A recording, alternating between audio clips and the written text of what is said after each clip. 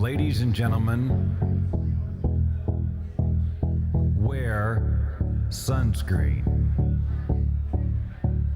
If I could offer you only one tip for the future, sunscreen would be it. The long-term benefits of sunscreen have been proved by scientists, whereas the rest of my advice has no basis more reliable than my own meandering experience. I will dispense this advice now. Enjoy the power and beauty of your youth. Oh, never mind. You will not enjoy the power and beauty of your youth until they've faded. But trust me, in 20 years, you'll look back at photos of yourself and recall in a way you can't grasp now how much possibility lay before you and how fabulous you really looked. You are not as fat as you imagine.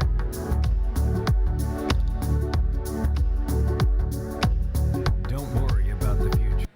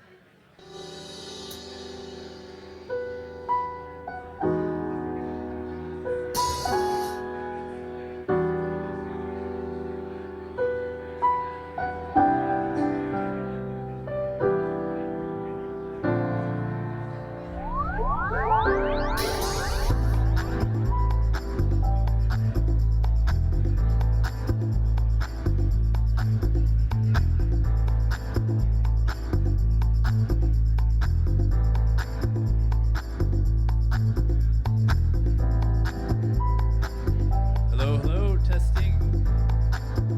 All right, everybody, we're probably going to get started in about 3 minutes, so grab your drinks, get your stuff, find a seat, and yeah, get ready for the show. Brad, you good?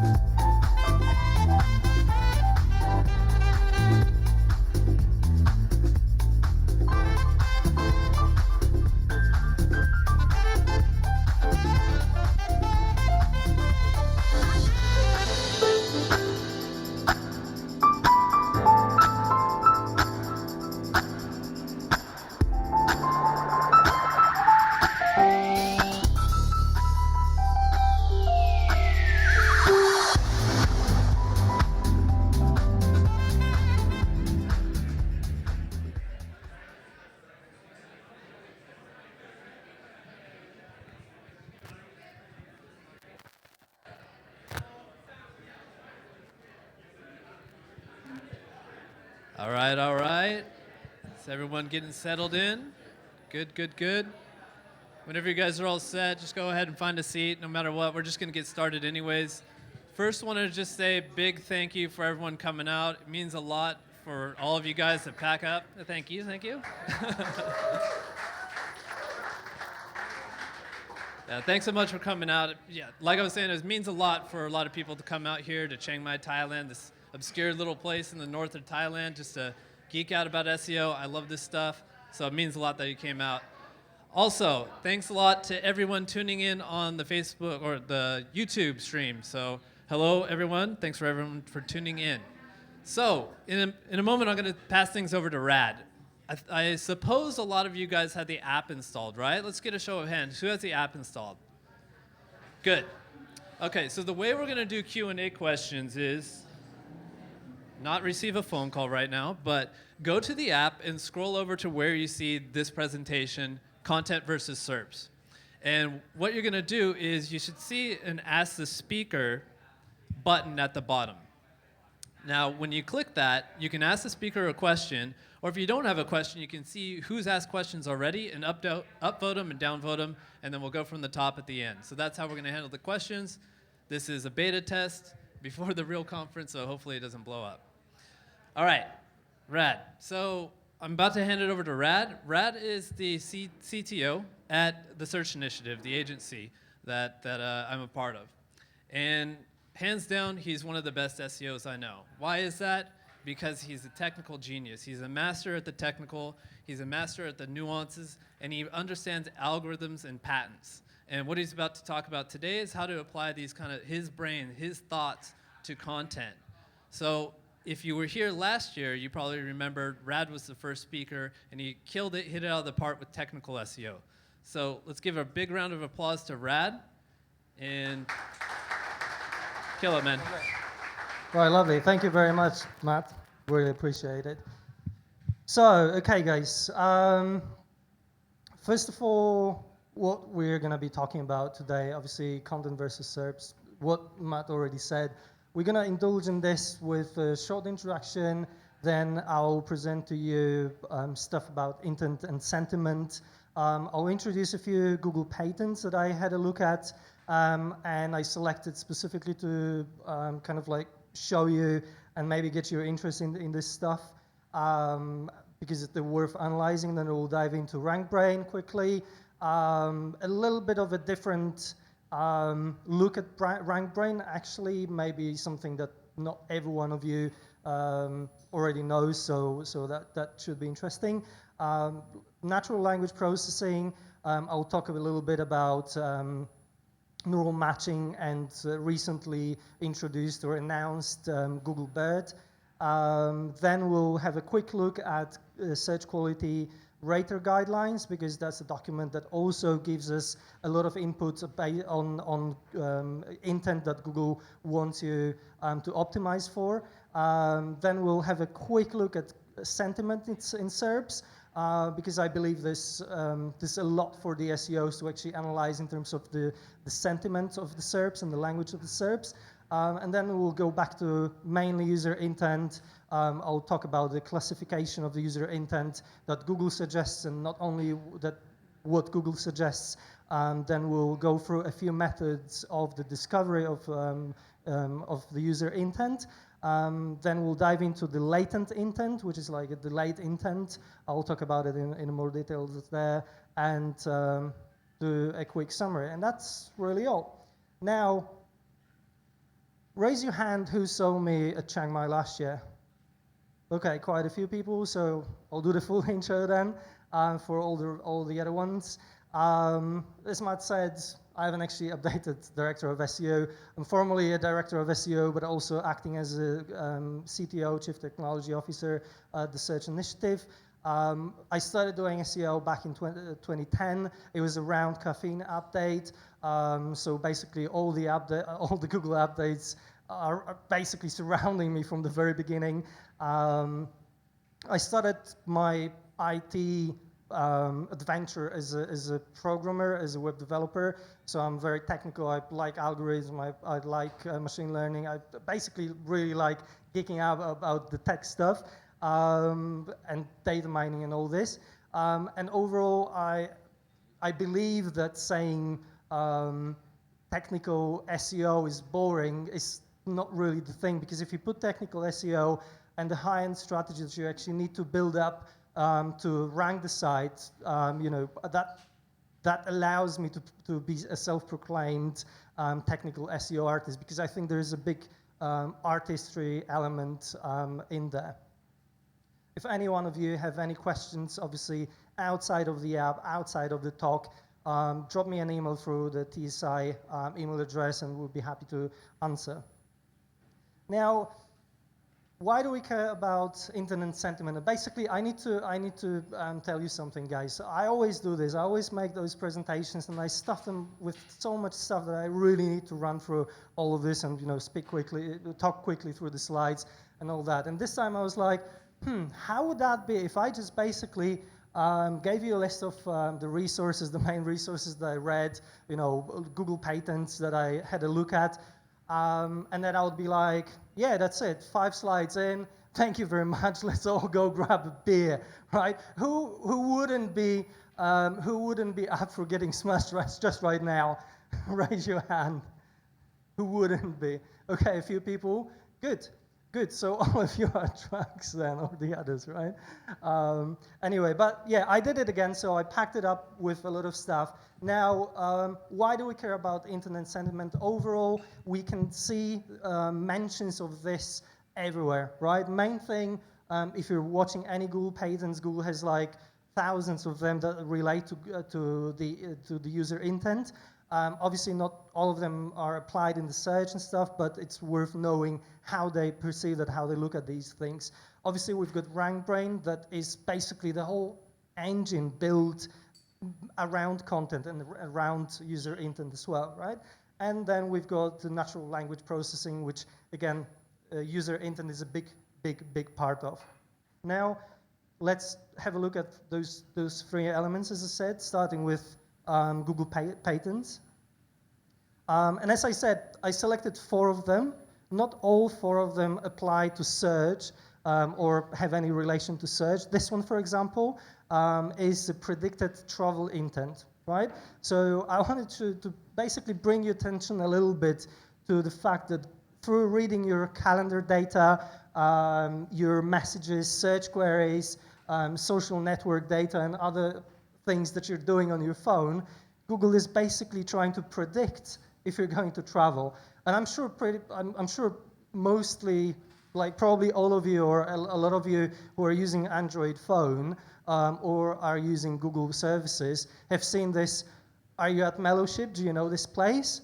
Or, oh, today's commute is going to be like 5 minutes longer because there's traffic, right? This is where Google actually predicts your behavior and tries to like predict your travel intent, right? So overall, Google is spying on you, right? Nothing else. It's just spying on you, right? But I'm not a big fan of conspiracy theories and stuff like that. I'll let that sink in, though. I've had a chat with a few people about that, and they were like, yeah, tell me something I don't know, right? Google is spying on us everywhere, basically, right? And quite a few people that I actually talked to are okay with that, because that brings them a better service from Google, because Google knows where they're going. Perhaps, they will save them some time or find a shortcut on their way. But yeah, let's just have that sink in. Now, another patent that Google has, this one is related to the search. They're actually determining user intent from the query patterns, right? So considering how you search and what things you search and how your queries are changing, they're trying to predict what it is that you exactly want, what is it that you're actually looking for if you're doing some research or something else. And they'll actually start adjusting the search results based on your behavior and based on the queries that you ask Google. But in this patent, I brought it mainly because there's a really cool indication of what elements are actually inside the main search engine, right? And we can see that there's indexing engine, ranking engine, but also rank modifier engine, which probably or most likely applies the filters to the search results. And there is also the intent identifier. So I ought to say that intent is a really important thing in Google algorithm. If someone had any doubts over it, then that's just there, right? Now, another one that is strictly related to search, and we probably use it and see it every day. So Google is clustering query refinements by inferred user intent. Whatever that means, I don't know. But basically, Google builds a graph based on what you're searching for. And your main query is the initial node of the graph. And then subqueries are subsequent nodes. But based on those subsequent nodes and the refinements in what you're searching for, Google is actually building the related searches. Right? So if anyone was wondering how the related searches are actually coming along, it's not just you asking different things about different things. It's actually how users are refining that stuff, right? And if you see that here, right? This would create a related search for those two refinements, right? It's topical, it's semantic, so there's more than just what words or what search volumes users are asking. And also, in the same patent, we see another similar graph diagram. So again, indexing engine, ranking engine, and search suggestion engine, which is also apparently a part of the whole search system, so basically the core algo. Now, that patent, I just got it up because it's really easy to decipher, obviously, and it makes sense, a lot of sense what that stuff says there. I just copy-pasted it from the abstract.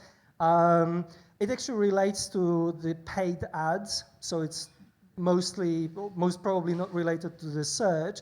However, it's quite interesting because that patent tells you that Google is building your own individual behavioral profile, and based on that is trying to monetize on you, pretty much. So it shows you better ads, it shows you more relevant ads, and through that it increases conversion, right? But there's a few things that brought my attention specifically. So obviously there's a big user understanding unit. So Google tries to understand you, tries to understand your interests and the information that you're analyzing and stuff, and your events as well. So I would go back to the travel intent thing because it's, again, about your own events. Then we've got social media and third-party content analyzer. And I, again, don't want to, make you hate Google or think, oh, what is this Google saying or doing? So I'll just let it sink in again that they're using, different third-party social media platforms to actually analyze your interests and your behavior, right?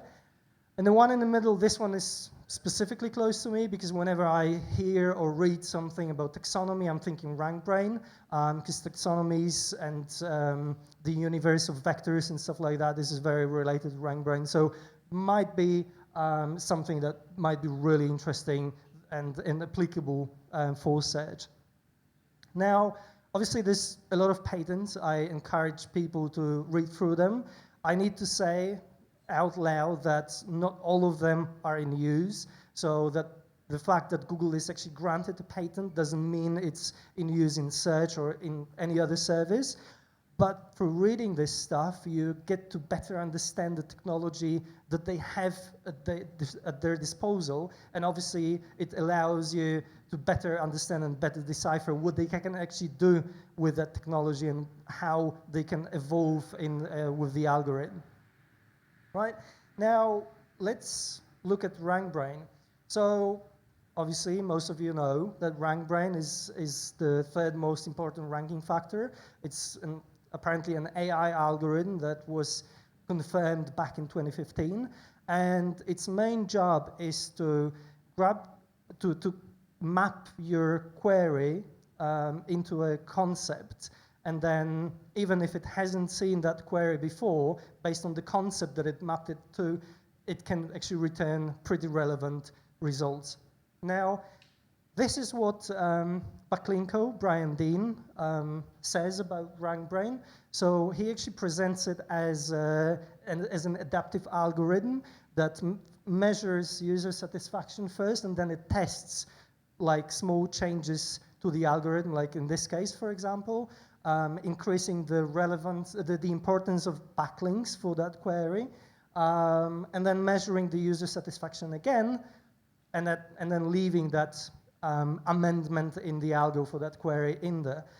I personally don't quite agree with that. However, if you've seen my presentation last year, this is what I showed. So there is a big part that is about the user's query or result satisfaction, but this is more to do with the actual relevance than RankBrain itself. I do agree, however, that Google's algorithm, especially the core part of the algorithm, is basically self-adapting, so it's an adaptive algorithm. However, not necessarily, I wouldn't really attribute that to RankBrain itself. So going back to another decision tree that Brian Dean suggested, I would say that obviously it does work this way, so there's a user query, but then RankBrain, as I said, also, and I agree with that, maps the query to the concept, but this is pretty much where RankBrain ends its main job, right? So all the ranking, all the relevance for that concept happen in the core algorithm, right? I would say this is actually outside of RankBrain. It's actually deeper in the core algo. So we've got the results for that concept, and then the user satisfaction measurement. And if the user is not satisfied, the algorithm will probably try to show you another page or show another user for the same query or for the same concept another page next time. And if the user is satisfied, it would probably try to uprank that page that they click through to. And now I know what your dodgy SEO are thinking. You're probably thinking, how do I trick it? How do I make it through clicking through the results to actually uprank my page? So I would say you could, but you can't for practical reasons. And this is because Google has too much data for you to actually play with that element, right? So if you think about it, it wouldn't be sustainable, it wouldn't be worth it. You'd have to pay more for all these micro workers and stuff like that. By the way, a friend told me, than actually doing it yourself and having it sustainable. Now, in all this, however, there's a common denominator and the common factor, and this is CTR, right? So, again, I based that research on a study that Brian Dean published together with LIVEstream. They found a correlation with increasing CTR in your search results, mainly meaning that you basically increase the satisfaction of the users by only 3% and going up by 1 organic position, right? Which is pretty good, right? So again, if SEO somehow, friend told me, would have found a way to trick that, that would probably be effective. And this is another thing that is correlated with higher CTR. There's also higher conversion rate, but then it's not directly related to the search itself, but it's related to user satisfaction, which is related to user intent, which is related to the search itself, right? So intent plus CTR is your conversion, is your rankings, is your money, right? And this is an example of one site of our clients where I would lie if I said we only optimized for the intent or CTR here. We also did a little bit of conversion rate optimization, but overall, as you can see, that was quarter on quarter. We've got only 14% increase in the number of sessions, but actually 56% increase of the monetary value that we brought to the client. And we actually achieved that mainly through designing a people also buy that product with suggestions. So we help the client to build that suggestion engine for the products related to the one that the client is currently buying or adding to the basket. And looking at that, just think about what would plus 56% of your income mean to your business. Probably a lot, right? Now, let's have a look at natural language processing. So natural language processing is pretty much everywhere, from Google Translate and machine translation, through internet discovery, sentiment analysis, all the content extraction and stuff like that. Because even if you think about it, for Google to get those search snippets out of your page in form of meta descriptions, they also need to analyze the content, right? Now, my favorite tool to play around with natural language processing is IBM's Watson. There's a free demo you can use. You just plug in the URL if you want to, and first thing you see is the overall sentiment. So obviously, if you compare your site with, let's say, 10 other competitors that are currently ranking in SERPs, and your sentiment is at the 50% level, they're like around 90, then obviously maybe you need to be more optimistic in your writing. And this is also, that slide is relates natural language processing to RankBrain, because obviously RankBrain is, as I said, based on the entities. And I really like how it breaks down all the entities that it can find in the context. I was really chuffed when I found myself there, but I wasn't too happy when I actually discovered it classed me as a location. So I'm just hoping that Google sentiment and natural language processing analysis is better than IBM's, or at least knows a little bit more about me. But when we're talking about natural language processing, we need to mention neural matching. And this is something that Google has actually confirmed or introduced or announced last year. And neural matching, if you think about it, it's kind of like a turbocharged synonym system, right? So in this case, this is an example that Google gave. All those sentences have a word change, but through neural matching, Google actually can understand that the intent for that one word is different, and the sentence's intent is different for each one of those examples.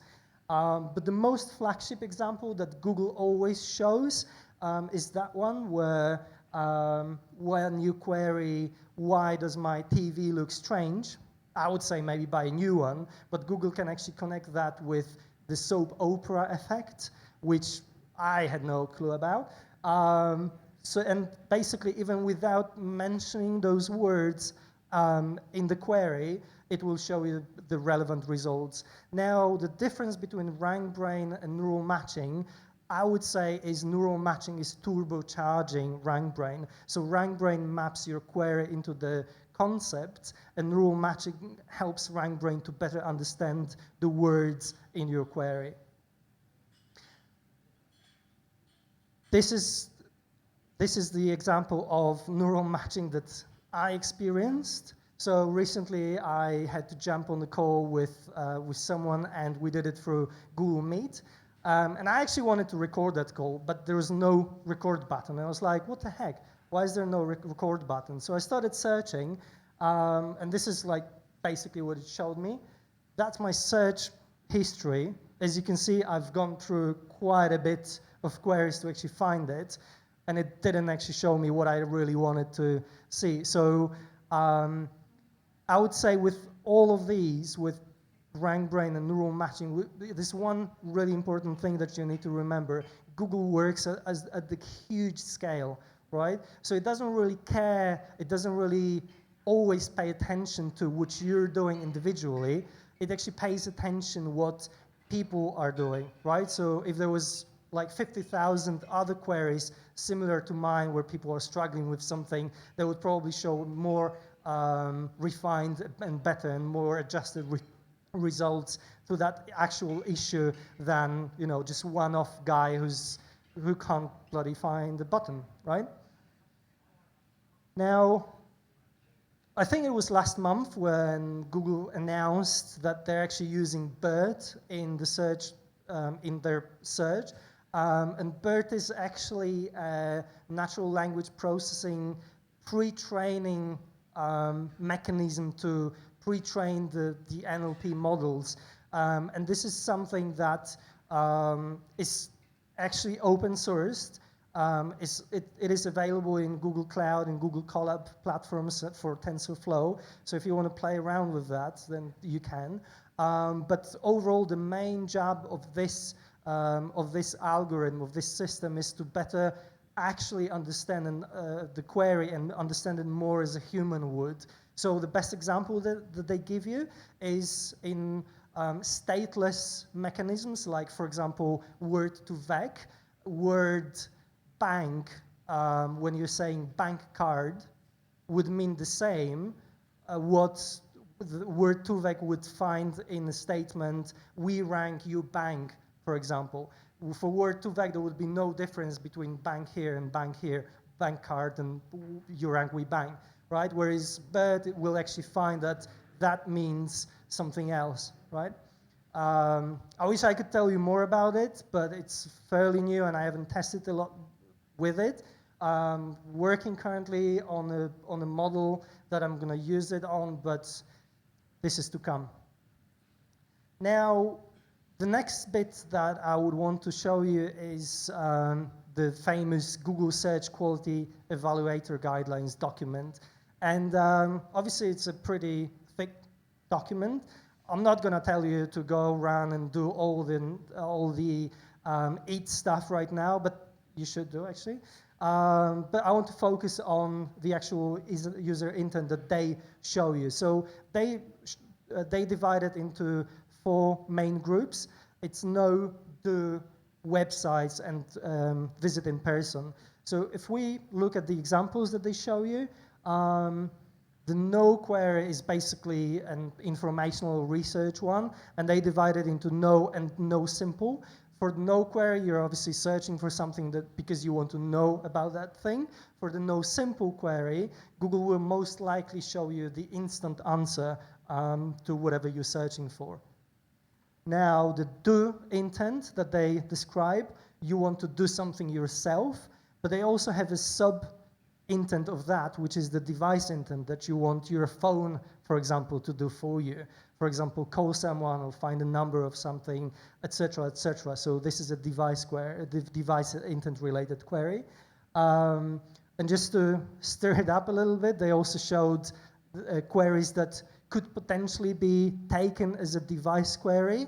My favorite one is phone number Empire State Building, which, if without all the understanding behind the words and the intent here, Google might want to call the Empire State Building number directly, but obviously since they understand that, they would know it's not a device query, it's not an actionable query for the device, it's actually an actionable query for you because you're looking for that number, right? And the last intent related one, the almost last intent related one is the website. So obviously anything that you want that you say to see the website. I like the last example where they say Canon.com EOS digital camera. Obviously, if you didn't mention Canon.com, they would take that as a do query that is transactional and show you all the stuff and all the ads and products and stuff like that. Whereas with this one, they would just take you to the Canon.com website. And visit in person, which is quite interesting. Obviously, there are some simple examples here. You search for Chinese restaurant or gas station. Obviously, you really want to go to those places.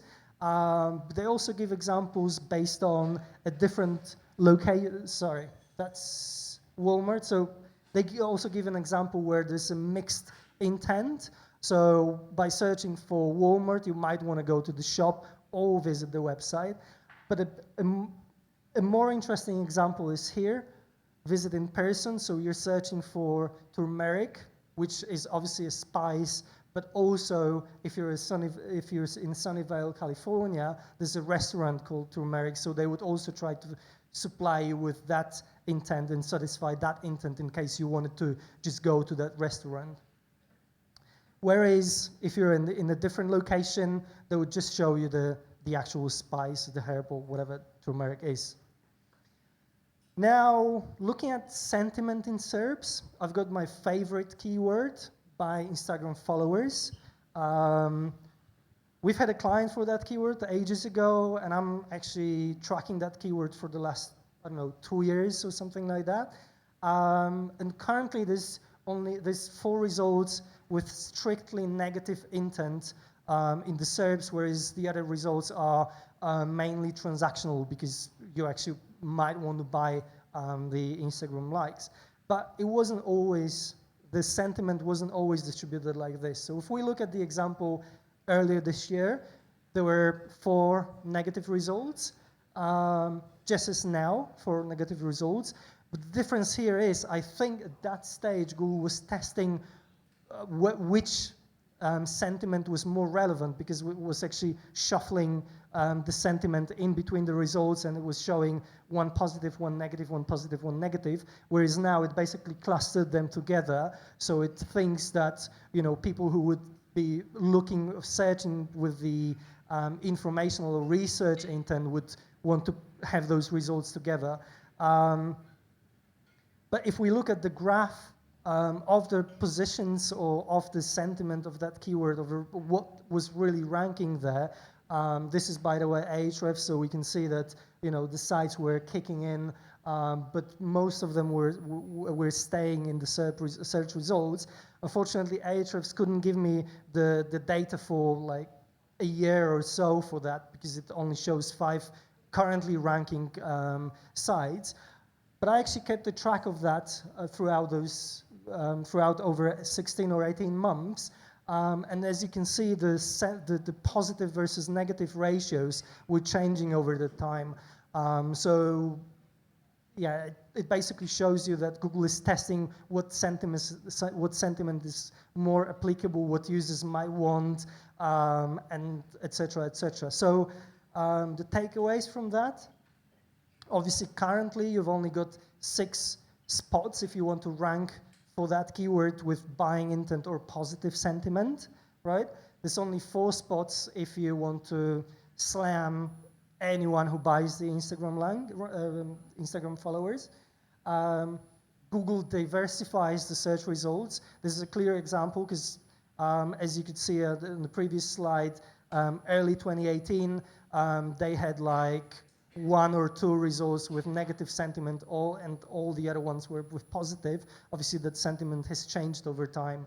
And now, the most important one relating to RankBrain again, Google will test the CTR and the user satisfaction around this diversification, and again, adaptive algorithm, right? So don't forget about it. Now, another keyword that I actually had a look at that clearly shows the change in sentiment over time. It's TSLA. It's the symbol, the stock symbol of Tesla, and that also shows that the sentiment around the brand can actually completely reshuffle the search results. So I've got the results from September 2018. The SERP has actually changed slightly because back then there was also Twitter and top stories. But you can see that I highlighted here clearly negative sentiment. It was around the time where everyone was shouting, "Hey, Elon Musk is a fraud," and obviously that was reflected in the search for that, you know, strictly brand-related query. Whereas at the moment there are still top stories, no tweets. However, all the things shown in the results are actually more positive, or actually in the people also ask, they toned it down. They're no longer like, oh, is it a fraud? Is it losing money? Blah, blah, blah. But is it going up? And are they actually losing money, right? So it brings me back a year ago where Ted Kubaitis said during one of the workshops, and then I also said something similar on the stage, that it's not actually Google that ranks your site, it's your competitors rank your site. So obviously, changes in the sentiment, what is coming up in the search results, what's being said about your business, what's being said about your keywords, around your keywords. This is actually where you would see the change, and you would see the results actually changing and getting a different results. Now let's go back into the intent classification. So as I said in one of the previous slides, Google divides it into no, do, website, and visit. But this classification is actually too broad, right? If you think about it, I was mentioning transactional intent, whereas kind of like a sub-part of do, but that's basically not enough. So there's a different classification model that has like 9 different intents. First one is the research intent that you can probably spot in the search results through featured snippets showing up. People also ask questions and stuff like that. Now, the second intent in this classification is the answer intent. So again, this is similar to no and no simple query. And you would see that with the instant answer, like SERP calculators and stuff like that. The third one, forgot that this is, for me, like a special kind of the answer intent, because obviously it is also an instant answer that Google shows, but this is related to an event or something like that. So obviously it also satisfies your answer intent with the answer. However, it relates to something else, right? Third one is transactional intent, which I mentioned a couple of times before. So obviously you can recognize them by having a lot of ads in the SERPs and having mostly Google Shopping results on there as well. Now the local intent, which is a very easy one, you've got the map and the visual intent. And here, obviously, we have a big images part, but I would like you to remember that query. It says Jessica BL now, right? I'm going to be getting back to that query in a second when I'm showing a completely different intent, but I want you to just remember it for a second. Okay, so obviously this one has an image pack, video intent, where when we're searching for a video, don't know if you guys know this guy, he's actually quite hilarious, so you should check him out. Obviously all the results or most of the results will be showing the videos, or there will be a video carousel.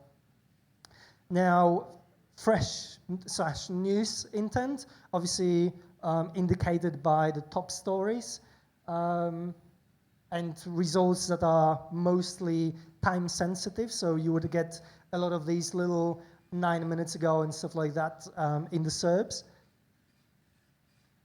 Branded intent, when you're searching for a brand, so obviously this is classified by large site links. Usually there's only 7 results on the first page, and also only like the brand owns the whole page 1. Right? And the mixed intent, and this is where I would like to go back to the query that I mentioned earlier. So the previous query was Jessica BL now. That query is Jessica BL 2019, right? For us, it would mean pretty much the same thing, right? However, for Google, that other query was strictly image related, whereas this one is a mixed content, because you've got top stories here that indicate fresh news. You've got videos that indicate video intent. Obviously, you've still got the images up here. You've got the knowledge graph, but the information here is actually completely random. I don't know why this got into the knowledge graph. You've got the related searches, so her movies and TV shows. And because I was querying from Europe, where is this law or you're allowed to be forgotten, the right to be forgotten, I think it's called. It also indicated that it's a name-related query indicating a person, and some results might be removed because of that right to be forgotten. And another example of mixed query, again, this is English rugby team. So we've had rugby world championships recently. Obviously there are games up here. We've got top stories and the actual big brand related knowledge graph here as well. Now that classification was suggested by Content Harmony, but Kane Jemison.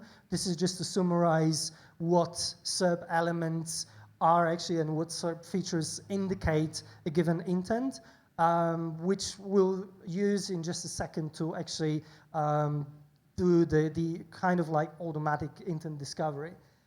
But I would like you to have a look at two specific keywords that are really interesting to me. And by the way, this part is influenced by Rory Truesdale, who had a great talk about user intent at Search Lead, so I'm giving the credit where the credit is due. Keyword co-working space London. We've got 9 of the 10 results that are strictly research, that indicates research intent. There's no transactional results because the last one that is out that isn't marked there is a directory of co-working spaces. So you might think again that you're actually searching and researching if you're looking through the directory. And basically, if you have a transactional page, there's no way you're going to rank in those search results, right? This is a specific example which we'll also revisit on the same page, on the same site in a different keyword, which is WeWork. So if we look at the page that Google ranked from WeWork domain, we've got, again, very informational page with a map. Down the bottom there are the amenities and everything else that they offer in their co-working space. Now, the second keyword is office space London. That is, for us, again, fairly similar keyword, right? But if we look at the search results, that should actually say 10 out of 11, including maps. So 10 out of 11 results are actually transactional, right? So this is where you should aim to rank your transactional page, not under the other keyword. Obviously, even though it suggests a similar intent from the understanding of that keyword. Now, looking at the WeWork here, where they also rank, if we look at that page, Google actually selected a page that is 100% transactional. We got the offers here. Okay, we've got the content, but this is probably the SEO's job. Oops. Yeah, there we go. We're back. Nice. So obviously, this indicates that Google not only will pick the different sites that it thinks will satisfy the intent, but it will also try to get through your website and select that page that satisfies that intent in the search results, right?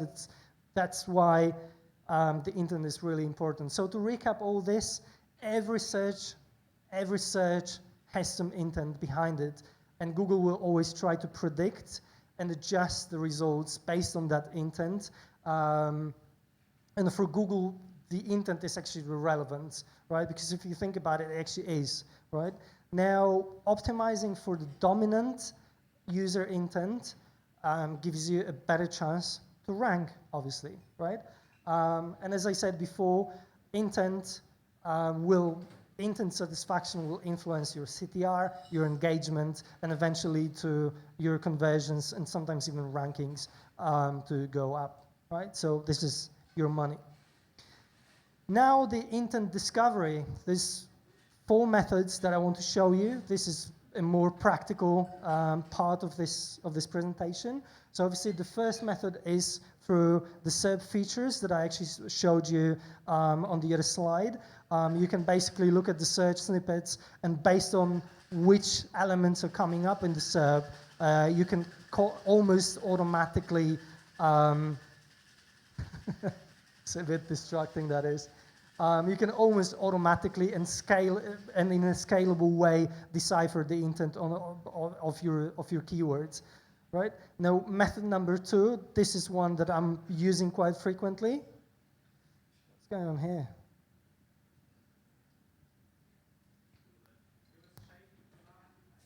Yeah, shook it off. Should get it soon, hopefully.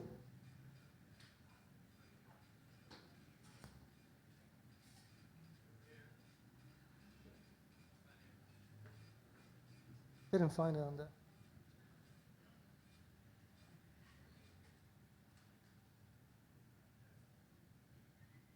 Ah, just couldn't do it. Okay, so by analyzing, people also ask the questions. You can actually decipher the intent behind that search query as well. But it's actually a bit more tricky than just finding one action word like rent or offer or buy, etc. Because you have to actually understand that that question, and never, ever, ever try to scrape FAQ schemas because you know that SEOs are doing that stuff. Now, I'm not sure if you can see those questions, but who thinks that the top one is research related or informational? Is there anyone who thinks that? Okay, one. It's not.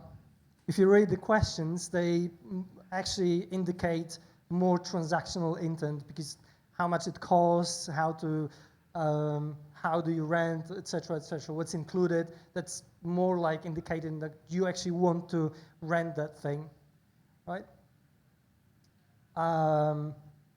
Now you can do that also, obviously through a VA, but you can also plug it into a natural language processing system.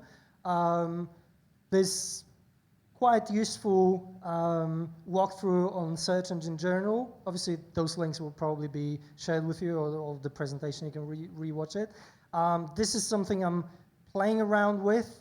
Haven't got many results yet, but I know it's doable, right? And then it's really scalable.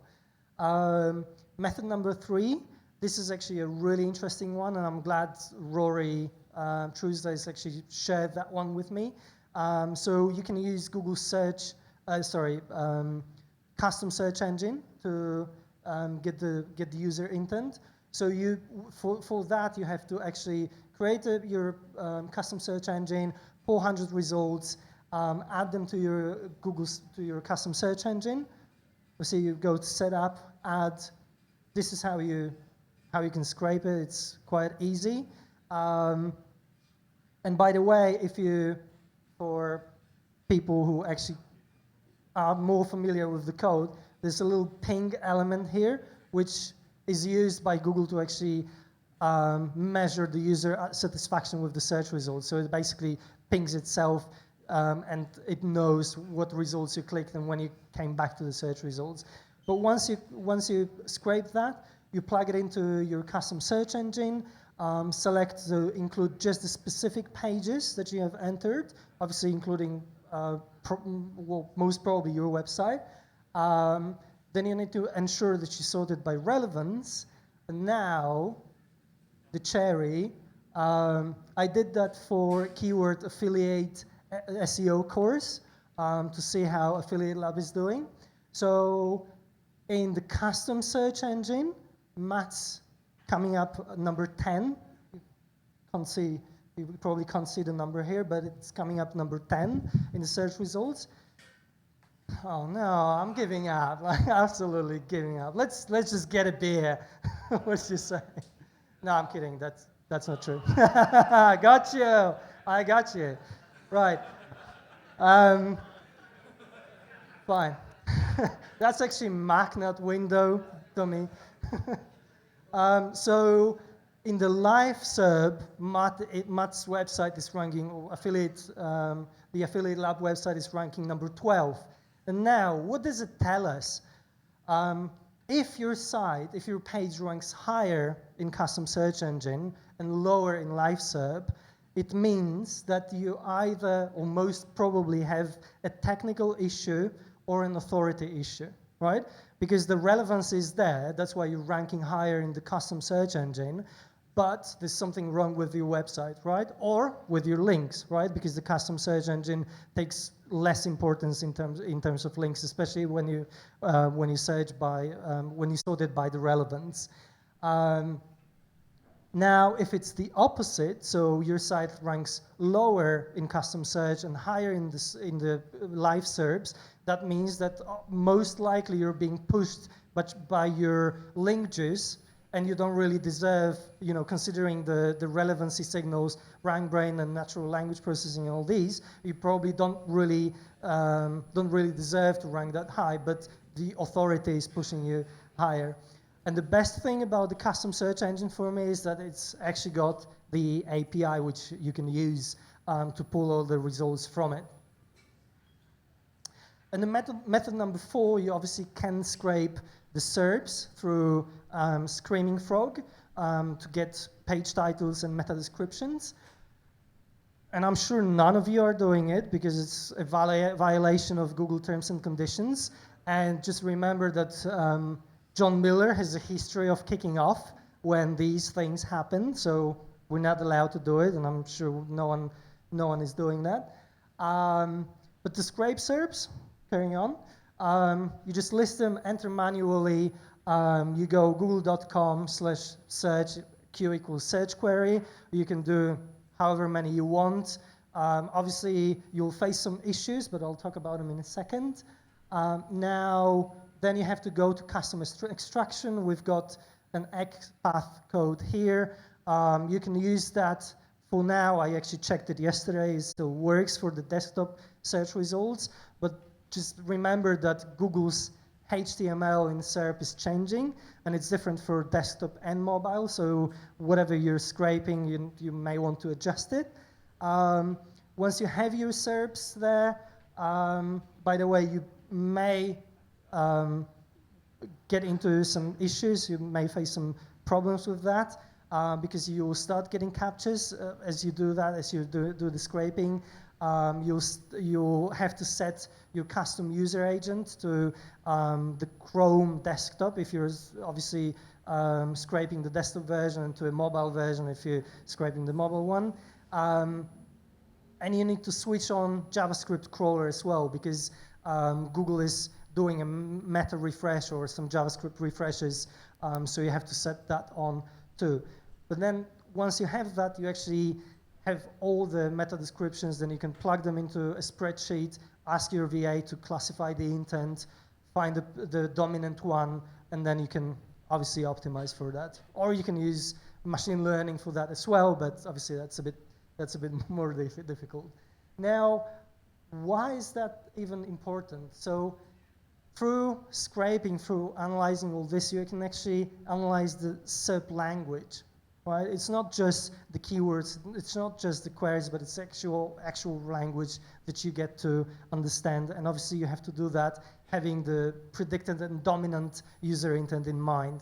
While you're scraping page titles and meta descriptions, or the descriptions in the SERPs, you can also use that to better optimize your meta tags, right? Which is really simple, but you just need to think what the users want and what your competitors are doing as well, right?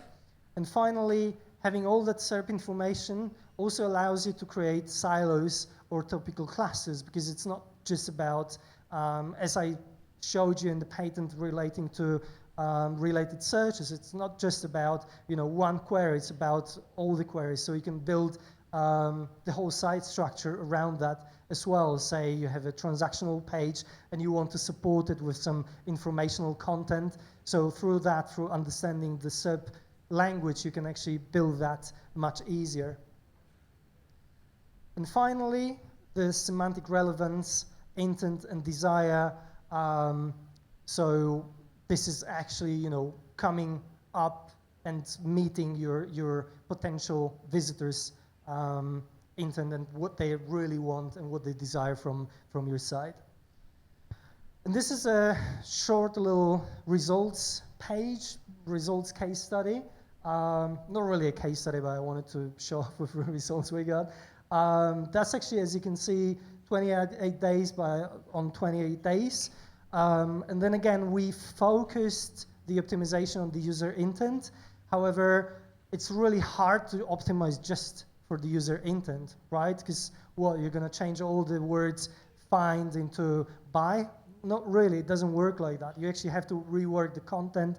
You actually need to implement some other changes. But overall, focusing on the intent and having all these optimizations that we did based on the intent research, we actually managed to achieve that month on month, plus 9% of clicks. That was a fairly small site, by the way. Plus 32% in the number of impressions. So obviously that would probably indicate that these results are gonna kick in more and more, because Google is still adjusting the changes that we've made, because that's a fairly fresh case here as well. Obviously average position slightly up, CTR slightly up. Now the latent intent, and that's the last part of the presentation. So around Christmas, Black Friday, Diwali or Diwali, not sure, sorry if I messed it up. Any other festive seasons, Google will try to change the intent that they have, that they are showing in the search results, and they will tweak it into more transactional and more positive, with more positive sentiment as well.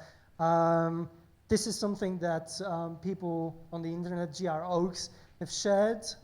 He found that. He mentioned that there is a clear trajectory that Google is actually adjusting the intent behind the SERPs depending on the season, depending on the time of the year.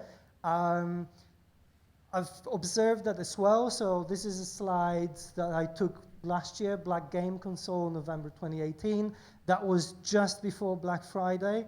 Obviously, the SERPs were mainly transactional, only 2 research-related or informational results. Now, this is the same keyword, screenshot taken a few days ago.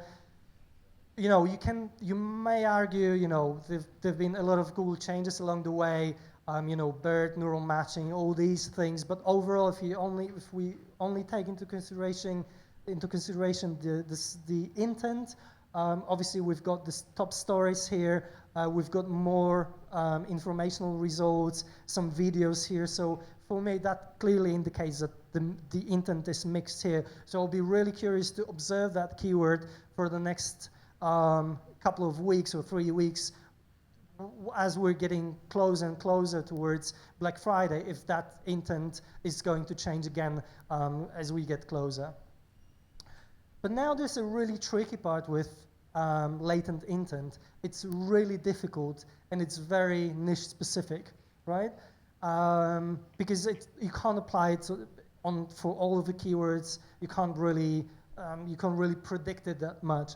And now, guessing the future interest or desire of your users is possible based on trends, based on the data. This is, by the way, a trend over a keyword that we've been observing for a couple of months now. We got the client to, it's a t-shirt printing business. We got the client to start printing it in early October, and it's actually picking up that one keyword. We'll see how it goes. I'm not going to say I predicted that keyword or predicted the latent intent or anything like that. Maybe slightly predicted the interest, but overall we haven't managed to create any content for that. We're just trying to help the client to monetize on the interest on that as well. So you might argue, again, it's not really a latent intent, it's more of a what trending right now. But yeah, we'll see how it goes. But the bottom line is, it's still guessing. Right, so the latent intent is still guessing. And even though there are strong case studies around latent intent, and this is shout out to Rainernomics, who's got a really strong case study around that, I think it's still more of a proof of concept actually than, you know, something scalable, something you can do for your big website, for example, or even if in your industry, because as I said, not all industries can use this latent intent. And this is all, folks. This time, thank you. No Easter eggs now. All right, really good job, Brad. I'm gonna finish things off with a couple questions. We're a little bit short on time, so we're gonna take the top 2 most voted questions. starting with Marty's question. Can you recommend 3 or so actionable items we can do for improving rankings? Thanks. Oh, Ahrefs add-on probably is a great one. I suppose you mean like the browser extensions, actually. So Surfer has released one recently. It will be a really good one. Use Ahrefs one. No product placement here, but they're just really good products. Okay. Next question. How does Google know if a user is satisfied with the results? Oh, that's a really great question.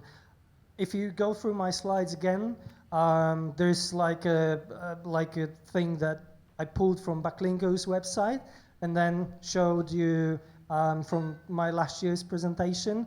It basically, and then I think I referred to that with that little ping there. So it basically tracks what results you click, and then because obviously it has your cookie, so it can identify you. It knows if you're going back to the same search results or not, if you're going there and back, so if you're pogo sticking, as some call it. And also because it, as I said, it looks at the patterns in your searches. It will try to identify whether or not you're actually doing a research, so you're going and checking a lot of websites and going back and forth, or you're actually a user that isn't satisfied with the search results, because then that pattern would look completely different, right? So it has mechanisms in the SERPs that allow it to see what you're doing there, basically. I see what you did there. All right, how about one more question? This one just got voted number 1. What is the best way to figure out if your website has the right search intent for the query? Okay, that's a great one. So obviously you should, as I said, my best bet would be to look at that query and look at the other sites, analyze the sentiment through the tools, see what other people are doing, because as I said, it's not Google that ranks your site, it's your competitors that do, right? And I wouldn't actually just limit myself to just the one query. I would actually have a look at more queries that have or kind of like suggest the same intent in the SERPs, and then just see what your competitors are doing. Good. All right, how about another hand for Rad? Thank you.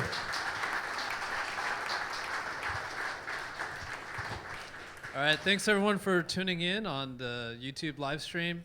We're all gonna head over to Niemann Social at this point. I'd say it's a little bit much for a walk, but you could walk if you want a little bit of exercise. Otherwise, Grab is going on. You might find a tuk-tuk on the side, but it's a block over, it's on Niemann. We've rented out the whole place. We're just gonna have a networking event and yeah, chill, enjoy the conference. Take care, guys.